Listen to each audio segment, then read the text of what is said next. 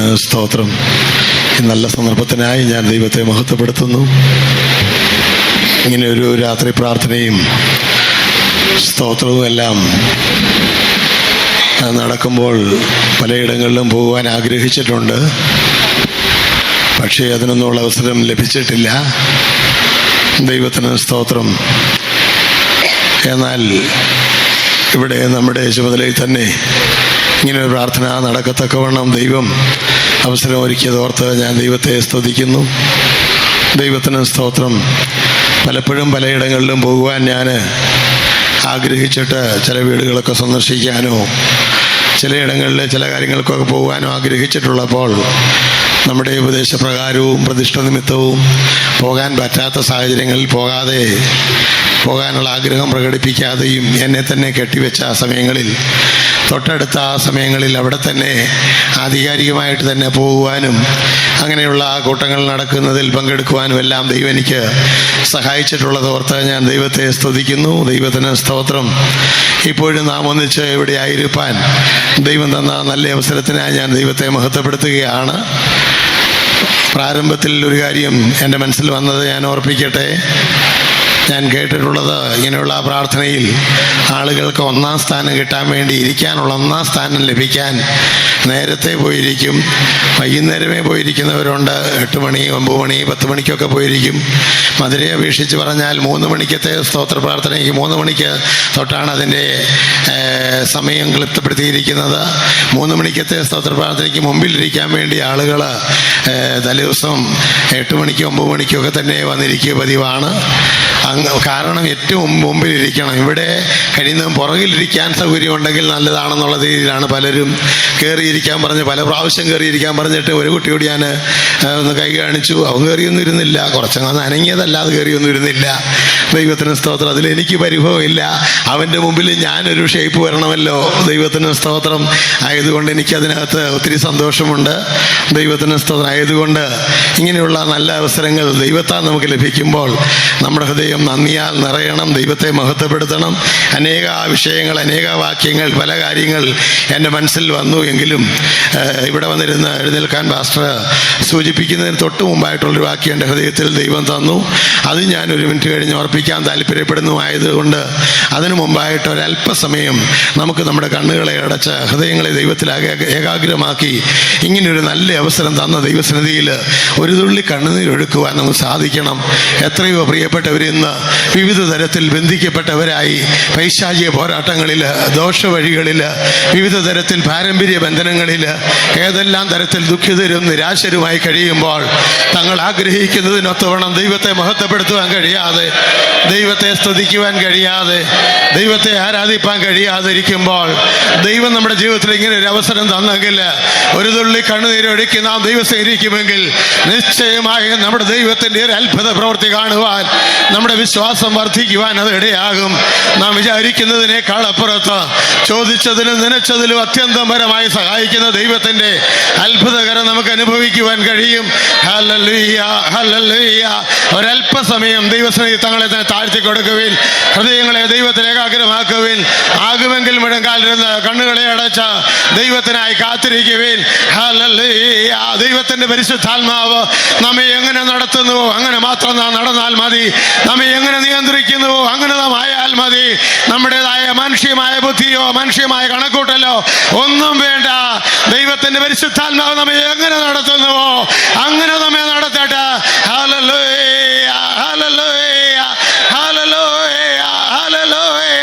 അനേക ദുഃഖിതരുടെ മുമ്പിൽ, അനേക നിരാശരുടെ മുമ്പിൽ, അനേക പ്രയാസ പ്രതികൂലങ്ങളുടെ പോകുന്നവരുടെ മുമ്പിൽ ഇന്ന് രാത്രി ദൈവസന്നിധിയിലായിരിക്കുവാൻ ദൈവം നമുക്ക് അവസരം തന്നെങ്കിൽ നമ്മുടെ ഉള്ള നന്ദിയാൽ നിറയട്ടെ. നമ്മുടെ ഉള്ള ദൈവത്തെ ദൈവത്തോർത്ത് മഹത്വപ്പെടുത്തുവാൻ കഴിയട്ടെ. ഹല്ലേലൂയ, ഹല്ലേലൂയ. ആമേൻ. ഞാൻ വെറുതെ പറഞ്ഞതല്ല. ഒരു തുള്ളി കണ്ണിൽ നൊഴുകുമെങ്കിൽ, ഒരു തുള്ളി കണ്ണിൽ നൊഴുകുമെങ്കിൽ നിശ്ചയമായും ദൈവത്താൽ നീതീകരിക്കപ്പെടും. ദൈവം നീതീകരിച്ചതിനെ ചോദ്യം ചെയ്യുവാൻ ഒരു ശക്തിക്കും സാധ്യമല്ല. ഹല്ലേലൂയ, ഹല്ലേലൂയ. ആമേൻ, ആമേൻ. ഹല്ലേലൂയ, hallelujah, hallelujah, hallelujah, hallelujah, hallelujah.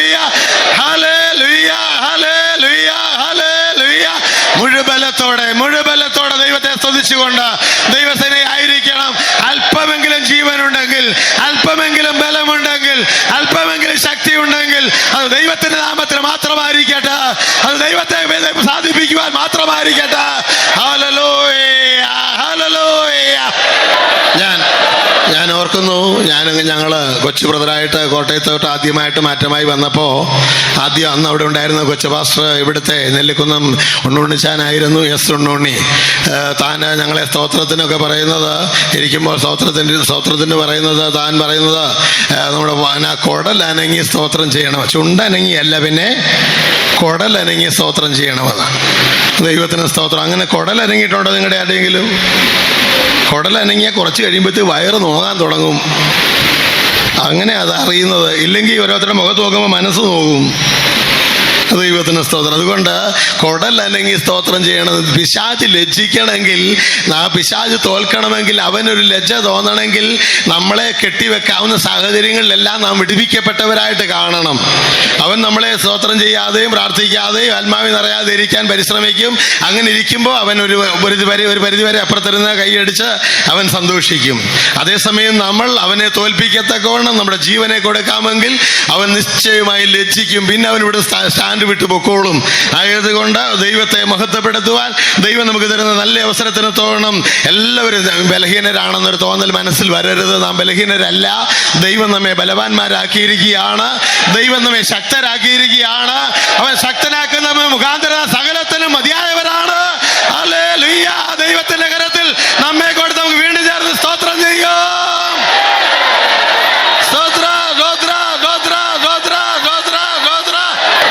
ദൈവത്തിന് സ്തോത്രം. അതുപോലെ തന്നെ സ്തോത്ര പ്രാർത്ഥനയായിട്ടാണ് പ്രാർത്ഥനയും സ്തോത്രവും. അങ്ങനെയാണ് നമ്മുടെ ഇന്ന് രാത്രി നമ്മൾ കൊണ്ടുപോകാൻ താല്പര്യപ്പെട്ട് അങ്ങനെയുള്ളൊരു ചിന്താഗതിയാണെന്ന് ഞാൻ വിചാരിക്കുന്നു. ദൈവത്തിന് സ്തോത്രം. എന്നാൽ ഒരു വാക്ക്, ചില കാര്യങ്ങൾ, ഓരോ പോയിന്റ്സ് വല്ലതും ഉറപ്പിച്ച് ഞാൻ അതിനുവേണ്ടി നിങ്ങൾക്ക് അവസരം തരാം. സ്തോത്രം ചെയ്യാൻ മുഴുബലത്തോടെ ആവുന്നത്രയും സ്തോത്രം ചെയ്യാനുള്ള അവസരം തരാമെന്നാണ് ഞാൻ പ്രതീക്ഷിക്കുന്നത്.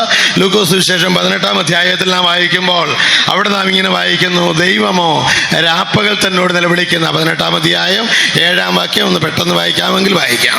ദൈവമോ രാപ്പകൽ തന്നോട് നിലവിളിക്കുന്ന തന്റെ വൃതന്മാരുടെ കാര്യത്തിൽ ദീർഘക്ഷമയുള്ളവൻ ആയാലും അവരെ പ്രതിക്രിയ നടത്തി രക്ഷിക്കുകയില്ലയോ? വേഗത്തിൽ അവരെ പ്രതിക്രിയ നടത്തി രക്ഷിക്കുമെന്ന് ഞാൻ നിങ്ങളോട് പറയുന്നു. ദൈവത്തിന് സ്തോത്രം. ഈ വചനം നിങ്ങൾ വായിച്ചിട്ടുണ്ടായിരിക്കും, ശ്രദ്ധിച്ചിട്ടുണ്ടായിരിക്കും.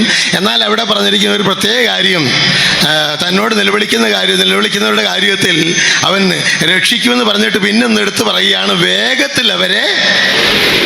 ആരും പറഞ്ഞില്ലല്ലോ. ഇത്രയും പേരുള്ളപ്പോൾ ഉറക്കെന്ന് പറഞ്ഞേ. വേഗത്തിൽ അവരെ എന്ന് പറഞ്ഞാൽ എന്താ? ദൈവം അടുത്ത മാസത്തേക്കാണ് അത് പോസ്റ്റ് ചെയ്തേക്കുന്നതെങ്കിൽ, നമ്മൾ ഒരു കോടതിയിൽ ഒരു കേസ് അടുത്ത മാസത്തേക്ക് പോസ്റ്റ് ചെയ്തേക്കുവാണെങ്കിൽ നമ്മൾ അഡ്വാൻസ് പെറ്റീഷൻ കൊടുത്ത് അത് ഈ മാസം തന്നെ നടത്താൻ നമ്മൾ താല്പര്യപ്പെടുന്നത് പോലെ നാം രാപ്പകൽ നിലവിളിച്ച് കരയുന്നെങ്കിൽ അടുത്ത മാസത്തേക്ക് ദൈവം ക്രമീകരിച്ചേക്കാമെന്ന് വിചാരിച്ച കാര്യം ഈ മാസം തന്നെ ദൈവം ചെയ്തു തരും. ഇനി കുറച്ചുകൂടെ കട്ടികൂട്ടി നാം നിലവിളിക്കുകയോ പ്രാർത്ഥിക്കുകയോ ചെയ്താൽ അത് ഇന്ന് രാത്രി തന്നെ നമുക്ക് അനുഭവിക്കാൻ കഴിയും. ആയതുകൊണ്ട് ദൈവമോ രാപ്പകൽ തന്നോട് നിലവിളിക്കുന്ന തന്റെ വൃതന്മാരുടെ കാര്യത്തിൽ പ്രതിക്രിയ നടത്തി രക്ഷിക്കുന്ന ദൈവം ഇനി അടുത്ത ഏതൊരു കാലത്തേക്കുള്ളതാണെങ്കിലും അങ്ങനെ നീട്ടിക്കൊടുക്കാൻ സാധിക്കത്തില്ല. നമ്മുടെ ദൈവം നമുക്ക് വേണ്ടി ഇന്ന് തന്നെ പ്രവർത്തിക്കുവാൻ, ആ ദൈവത്തിന്റെ കരം നമുക്ക് അനുകൂലമാകുന്നതിനായി നമ്മുടെ കരം ഉയർത്തി സ്തോത്രം ചെയ്യാം. മനഃപൂർവ്വം നാം സ്തോത്രം ചെയ്യുന്നെങ്കിൽ നിശ്ചയമായും ദൈവം അങ്ങനെ ചെയ്യും. ദൈവത്തിന്റെ വചനമാണ്. ദൈവത്തിന് സ്തോത്രം. അടുത്ത മാസത്തേക്ക് ഒരുപക്ഷെ ദൈവം അത് തീരുമാനിച്ചിരിക്കുന്നതെങ്കിൽ നമ്മുടെ സമയപരിധി നമ്മൾ പറയാറുണ്ടല്ലോ, വായിക്കാറും നമുക്കറിയാമല്ലോ. ദൈവം പ്രവചനത്തിനൊരു അവധി നിശ്ചയിച്ചിട്ടുണ്ട്, ഓരോ പ്രവൃത്തികൾക്കൊരു സമയം നിശ്ചയിച്ചിട്ടുണ്ടെന്ന്. അങ്ങനെ ദൈവം അഥവാ നിശ്ചയിച്ചിട്ടുണ്ടെങ്കിൽ പോലും അതിനെ നമുക്ക് മുമ്പോട്ട് കൊണ്ടുവരുവാൻ സാധിക്കും. നമുക്ക് ആ കാര്യം പെട്ടെന്ന് സാധിച്ചെടുക്കാൻ കഴിയും. അങ്ങനെയാണ് ദൈവത്തിന്റെ വചനം പറയുന്നത്. അങ്ങനെയെങ്കിൽ നാം രാപ്പകൽ നിലവിളിക്കുന്നവരുടെ കൂട്ടത്തിലായിരിക്കണം. ഞാൻ അതുകൊണ്ടാണ് ഓർപ്പിച്ചത്, ഒരു തുള്ളി കണ്ണുനീരൊഴുക്കിയാണ് നാം ആരംഭിക്കുന്നതെങ്കിൽ, അത്രത്തോളം ഹൃദയത്തിന്റെ നുറുക്കത്തോടും തകർച്ചയോടും കൂടിയാണ് ആയിരിക്കുന്നതെങ്കിൽ നിശ്ചയമായി ദൈവം നമുക്ക് വേണ്ടി അങ്ങനെ ചെയ്യും. നമ്മുടെ ദൈവം നമുക്ക് വേണ്ടി, നമ്മുടെ പ്രിയപ്പെട്ടവർക്ക് വേണ്ടി അങ്ങനെ ചെയ്യുന്നതിനായി നമ്മുടെ കരം ഉയർത്തി സ്തോത്രം ചെയ്യും.